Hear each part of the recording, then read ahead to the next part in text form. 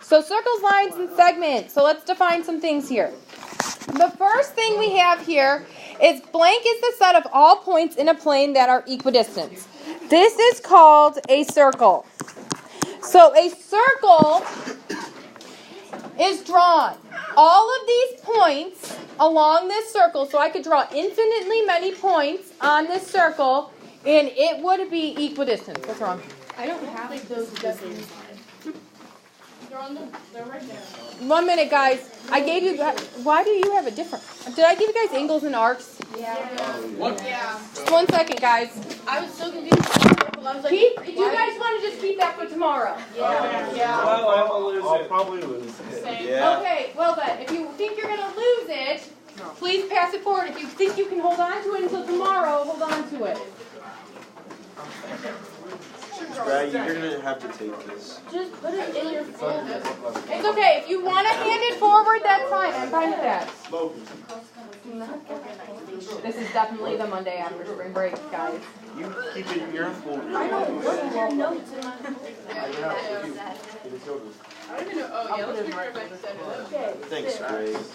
Where's your other somebody? Okay, let's try this again. If you need me to take them, I will take them back for those of you that need me to take them. Anybody else? Okay. Just this row.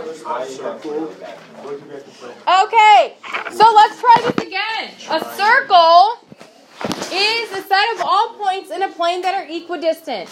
So, you will notice that this is a circle here. These are all the points. There's infinitely many points around here, and they're all the same distance away from each other no matter what line you draw. So that is a circle. The point which all other points are equidistant from is the center of the circle. So this is the center. So the center of the circle, which is right here, every single point along this circle, all the infinitely many points, is equidistant from the center.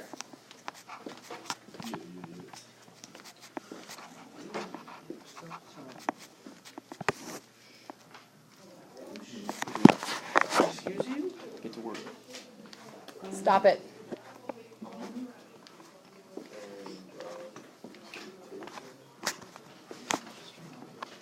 Any segment with the endpoints on the circle is called a chord. It's spelled like this. Chord. Yes, it does look like that. That's a chord.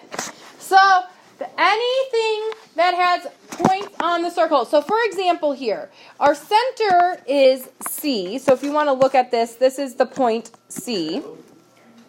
And a chord on this is like AF. So if you want to know what a chord is, AF is an example of a chord. It just has 2 points on the circle.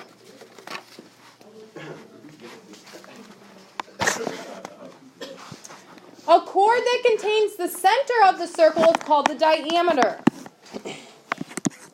So it has to have both points, like this here. So BE is a diameter, but it also needs to go through the center.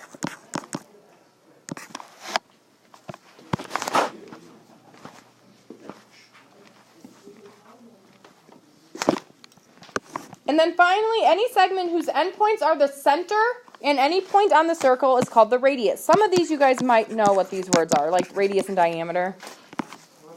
So CD is technically a radius. It starts at the center and goes to the circle.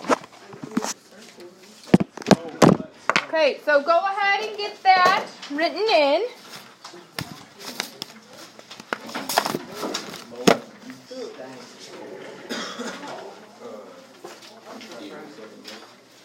Stop lying. Are you actually? Great. Yeah.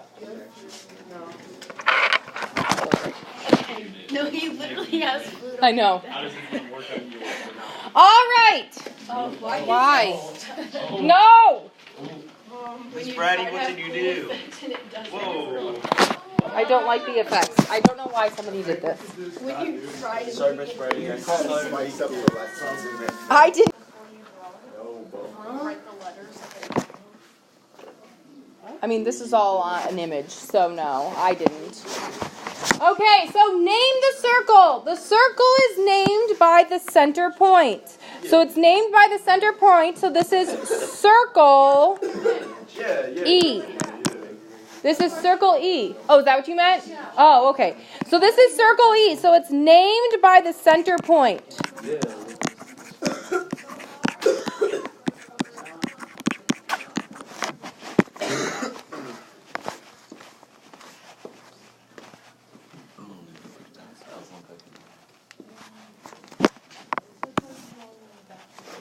Okay, somebody name a chord for me. Somebody name a chord. There's lots of chords in here, but somebody name a chord for me. We'll do 3 of them, yeah. AB is a chord. There's 2 other chords that are more specific than that. They're diameters as well, but they're still chords. What other ones are our chords for us? Yeah. DB and what were you going to say, Greg? AC. AC. It still works. So, the end points are on the circle.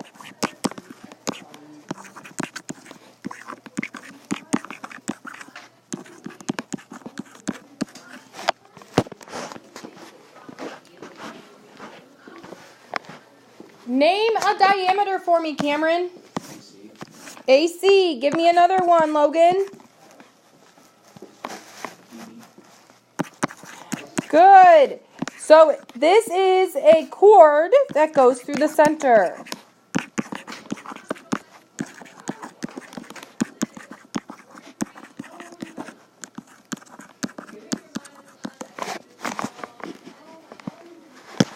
And then finally I have 4 radii here. So let's name those radius here. Iku, give me a radius. DE. Emma, give me another one. EC, good. Give me another one, Carmichael. AE. I didn't put any there, sorry. And Greg, give me the last one. So I have ED, EC, and AE here. What's the last one? EB. Good. So those go from the center to the outside of the circle. Okay, questions on what any of those words are now that we've defined them and we kind of looked at them a little bit. Are we doing okay there? Yeah. What is the relationship of a diameter and a radius mathematically? What's the relationship? Does anybody remember? Yeah, Helena. Remember, the radius is half the diameter. That's super important. Okay, so we are angry that this is doing this. Just 1 second. That the relationship of the diameters and the radii are. The radius is half the diameter. So what is the radius of circle A? What is the radius of circle A? Good. So Greg said 5. What is the radius of circle B? 10. Katie, what is the radius of circle C? 7. Do you have a question? Yep.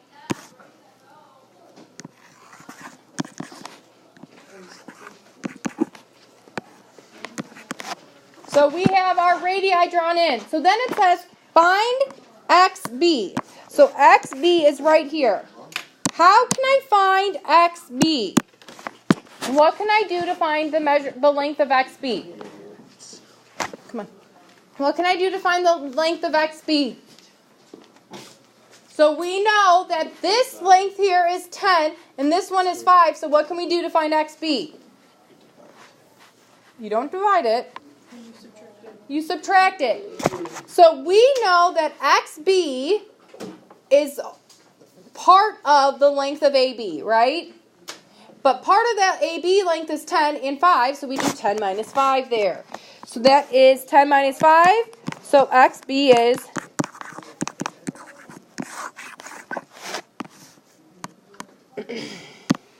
then it wants you to find BY. So think about that process we just did. So BY, the total length here is 10. The partial part of it is 7. So what are we going to do with those two pieces? 10 minus 7, which is 3. Questions on that before we move on to the next part here?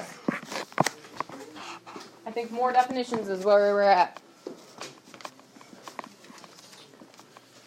Yeah. I did like the whole addition and subtraction, or how do you like? So the first thing they gave us was, which is what is in black here. So the diameters are the whole length across.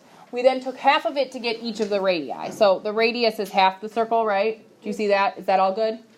Okay, so we're finding xb here. So you'll notice that we know this whole entire length here is 10, right? And this partial part of it is 5. So 5 plus 5 makes 10. In this case, again, this is 10. This partial part is 7. We need this to be 3. 3 plus 7 is. Does that make sense? Yeah. Okay. All right. Is this where we're at? So blank is a line that intersects a circle at 2 points. It is important that you guys understand that this is a line and not a segment. A segment that intersects a circle at 2 points is a chord. A line that intersects a circle at 2 points is called a secant. It's called the secant line.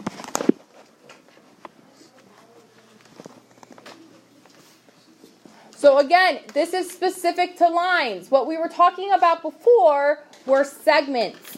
So the previous definition page was all about the segments. This is about the lines. So blank is a line, again, we're talking about lines here, in the plane of a circle that intersects the circle in exactly 1 point. And this is called the tangent.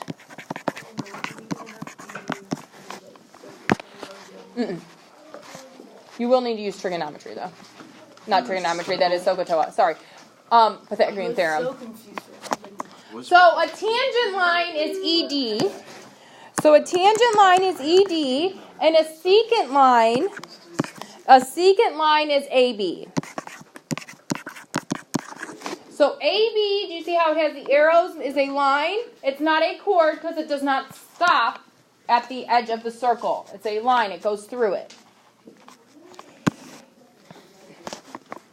Blank of blank is the point at which a tangent intersects the circle. This is called the point of tangency. So the point of tangency is the point where it intersects the circle. And in this case, that is D. So point D is where it's intersecting.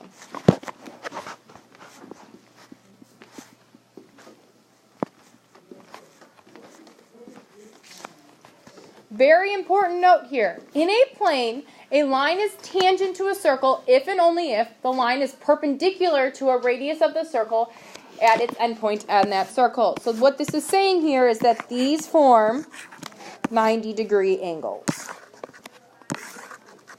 So that is important that you guys understand that a tangent line and a radius form a perpendicular. Because you're going to have to use some Pythagorean theorem. When you have right triangles, remember you can use a squared plus b squared equals c squared. Okay, questions on those definitions before we do some examples here?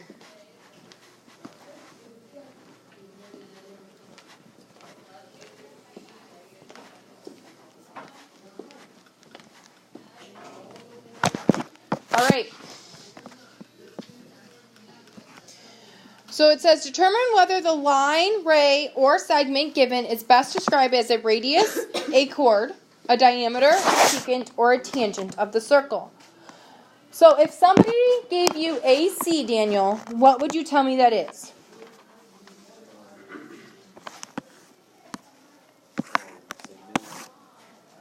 What kind of segment, though?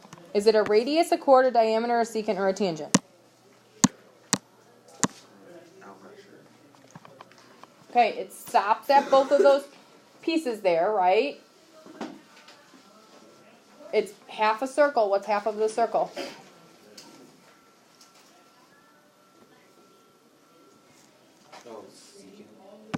It doesn't, secants are lines or arrays. It's a radius. It's half the circle, guys. So a radius is half the circle there. So AB, Ian, if somebody asked you about AB, what would you tell them it was?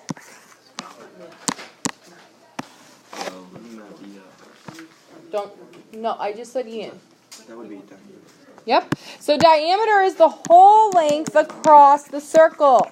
So we have a diameter there because it's the whole length across the circle. Okay. Ray DE. Ray DE, Olivia. What would you say DE is?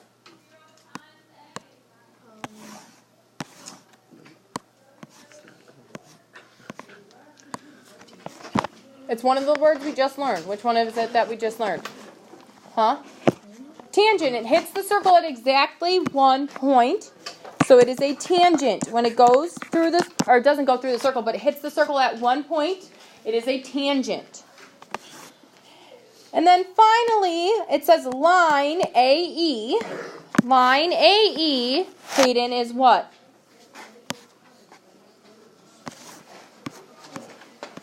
It's going through the circle and it's a line. So it's going through the circle and it's a line. So what is AE, Hayden? Secant. If it goes through the circle and is a line, it is the secant. Okay, questions on those ones? Okay, let's get into some more examples here.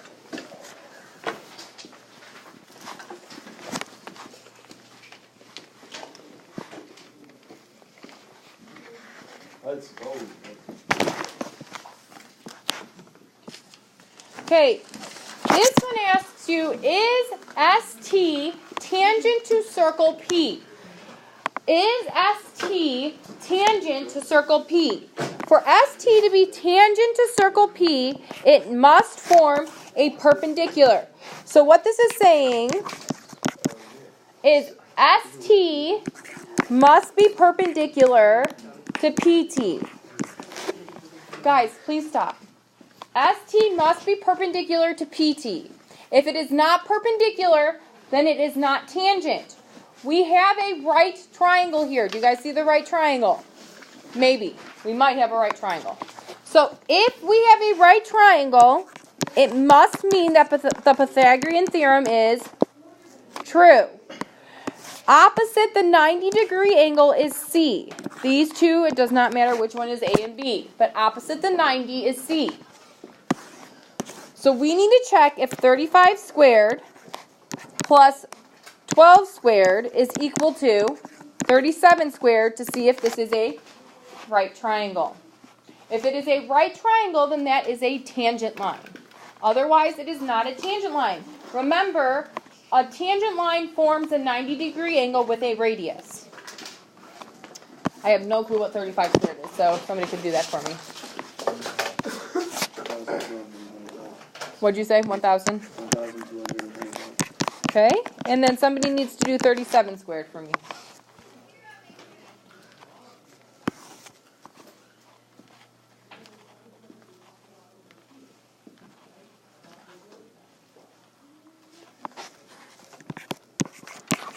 Okay, so we add those together. Is this the same as that? Yeah, so is that a tangent point then? So ST is tangent to circle P.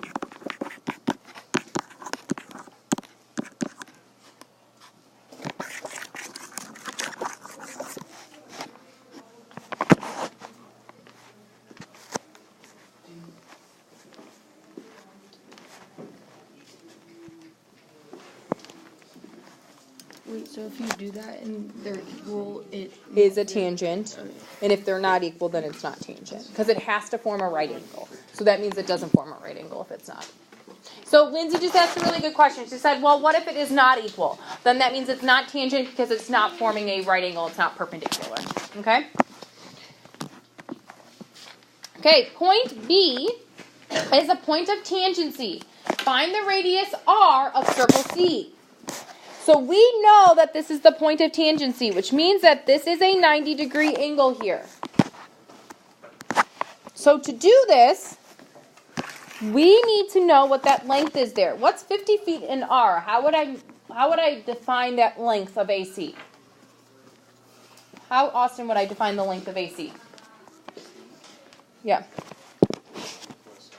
Thank you. So it's 50 plus r.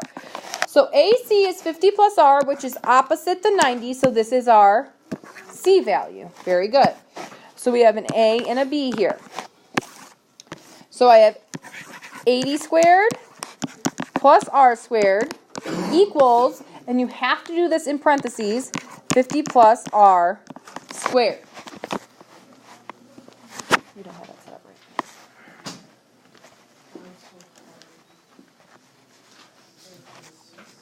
When you square something, what does that mean?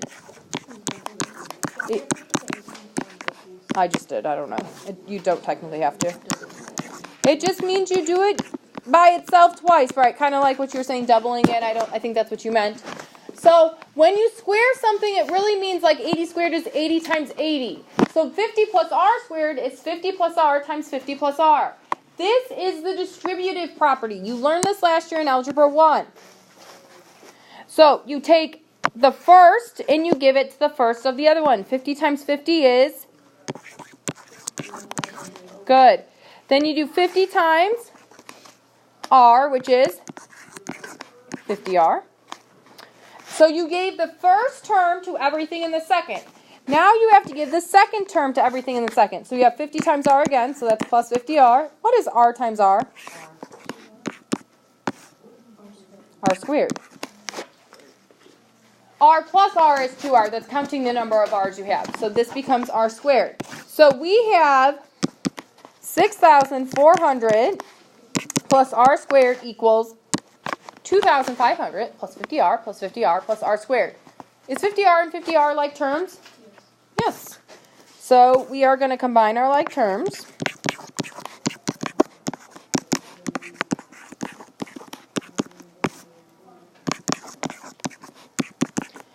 If you remember back to Algebra 1 and solving things that are squared, you remember that you have to get it set equal to 0 whenever you have an r squared term, okay? Because then you're going to have to factor.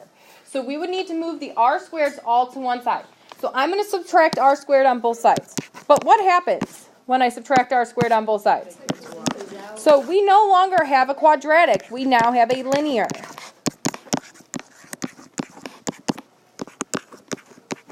Which means we can just solve this normally for r. What would you tell me to do next?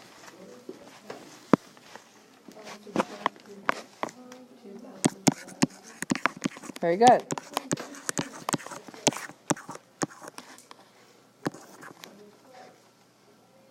Is that 3,900? Did I do that right? And then what would you tell me to do?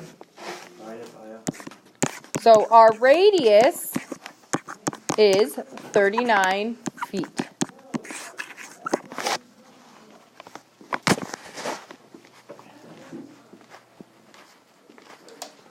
That was a lot of work. So what questions do you guys have there?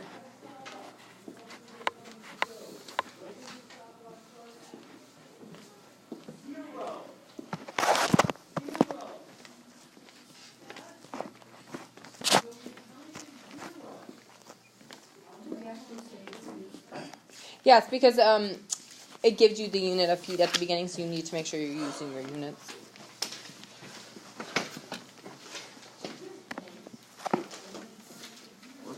Well, that was pretty cool. Who made this one? I don't even, it was Miss Herbig, but I don't know that she actually did that on purpose, though. I think maybe it was like this. I wish it was me, I'm just not that cool. Sorry, guys. That was a cool one, too. It's like an origami like bird going on there. It was a swan, sorry. Thanks for correcting me. Definitely red. Totally saw the red. Alright. The distance around the circle is called the, yay, circumference.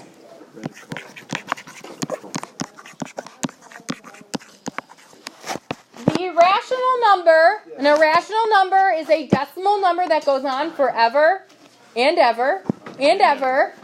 Represented by the ratio C over D is the Greek letter short for 3.14, which is? That's a really good piece of wood. I have not tried it yet. I need to. Is it Piology or is it just pi? I think it's just back. Oh, really? Okay. I just think there was one that was really good. I've never. So we know that the formulas for circumference And this makes sense. So think about this. It's either pi times the diameter or 2 pi times pi r. What's 2 times r? The diameter. So that's why those are the same thing. Okay. You should know what circumference is. Please know what circumference is. If your calculator is not out, get it out right now because you're going to need it. So hard. No, you're basically a blonde. Whoa, Ian.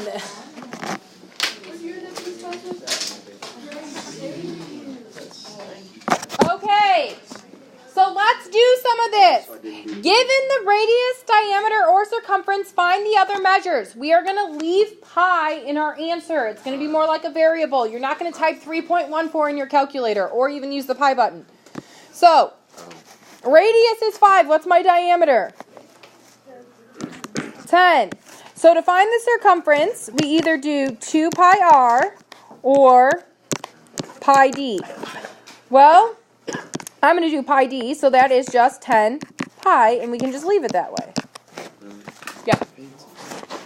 It makes it easier than trying to get decimals.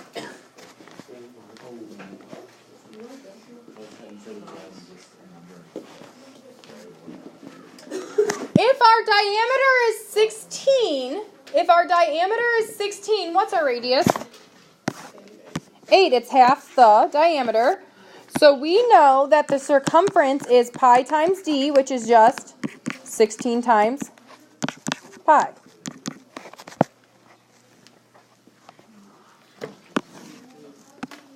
We are given the circumference. So if we do circumference is pi times diameter, then we know circumference is 22 pi. So 22 pi equals pi times diameter, right? So I divide both sides by pi, and I'm left with d equals 22. So if my diameter is 22, what's my radius? Okay, so look at those and see if you have any questions for me. All right, if you guys do not have any questions for me, I will get you guys your homework.